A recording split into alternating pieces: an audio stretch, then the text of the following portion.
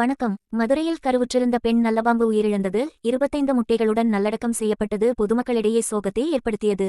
மதுரை கருப்பாயூரணி பகுதியில் உள்ள கல்மேட்டு பகுதியில் ஜேசிபி இயந்திரம் மூலம் பணிகள் நடைபெற்றுக் கொண்டிருந்த நிலையில் சுமார் 5 அடி நீளம் உடைய 2 நல்ல பாம்புகள் பதுங்கியிருந்த நிலையில் அவற்றின் மீது தவறுதலாக ஜேசிபி இயந்திரம் பட்டதால் பாம்புகள் பரிதாபமாக உயிரிழந்தது. பெண் பாம்பின் வயிற்றில் சுமார் 25 முட்டைகள் இருந்துள்ளது.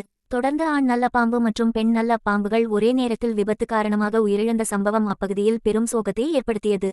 தொடர்ந்து 2 பாம்புகளையும் அப்பகுதியில் நல்லடக்கம் செய்தனர்.